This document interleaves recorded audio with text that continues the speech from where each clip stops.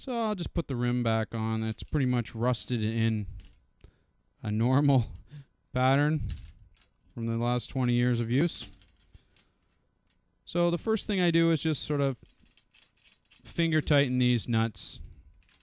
Just get them into the hole there and get them sort of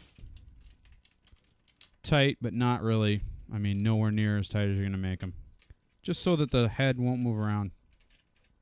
And always make sure to have a washer on there. It's very important to have the washer in there, or you won't get the fine-tuning ability because there's no slide on the nut, and it tends to make a little more gross turns than fines. Okay?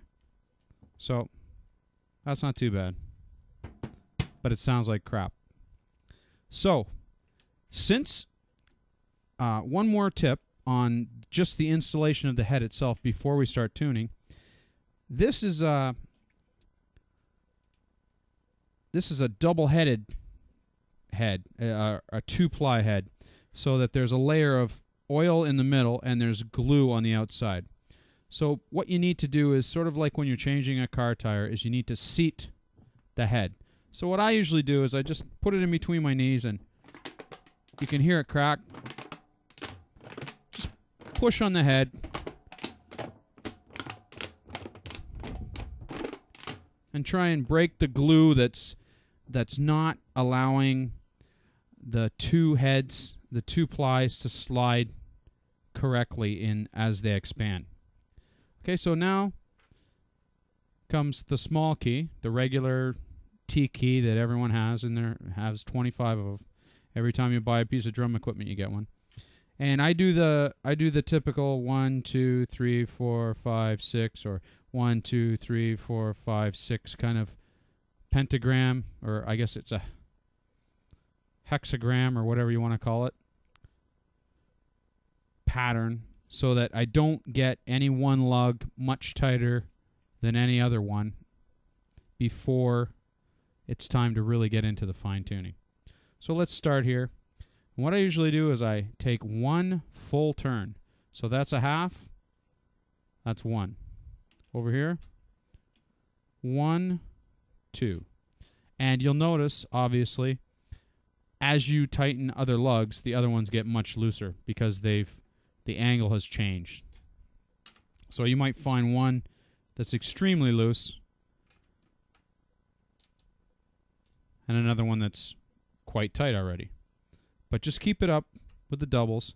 Okay, so now, as you can see, it's all wrinkly, you know, like your grandma.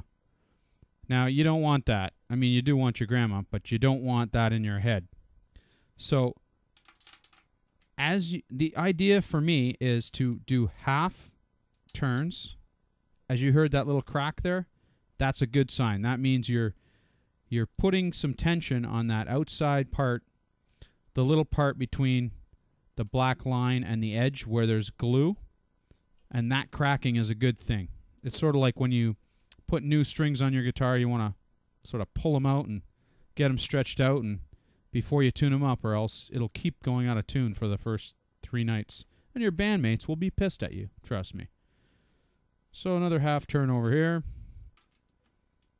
Half turn over here. Half turn there.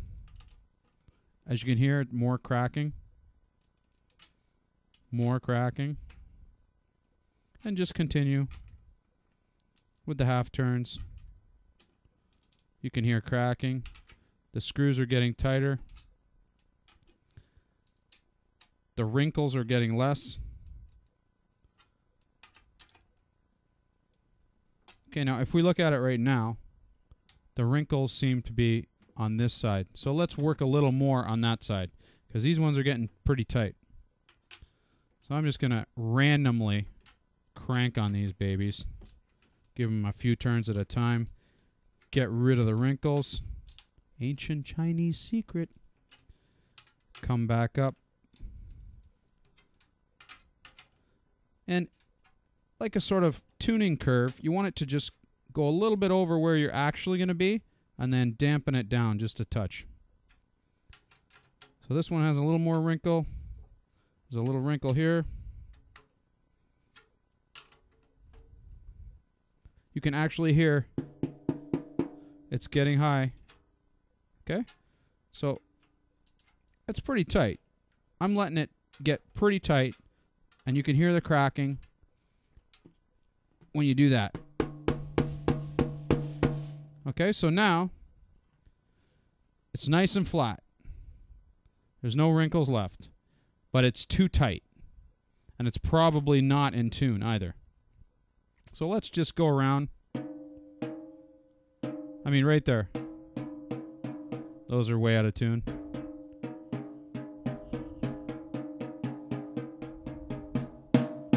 And I can tell you right now, that's way too high for what I like for my 12-inch tom. But that's okay. Right now, as I'm talking, we're just wasting time. We're just making sure the head is seated. It's in position. We're breaking the glue. And then we're going to put it back on the rack and tune it so that it sounds like it should. Now, as I said earlier,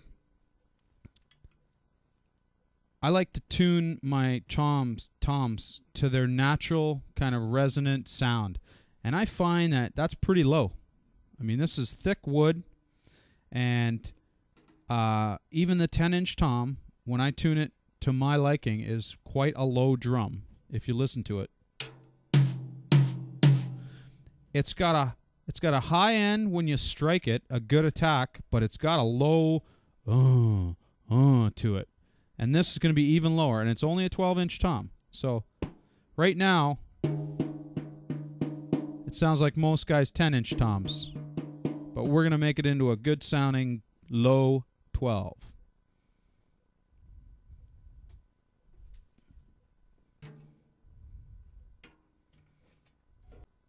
Okay, so I've got it back on the rack. I got the mic reinstalled, and we're going to have a significantly different sound now that it's got a mic and it's hot. So now I'm going to go about tuning it to these other two drums.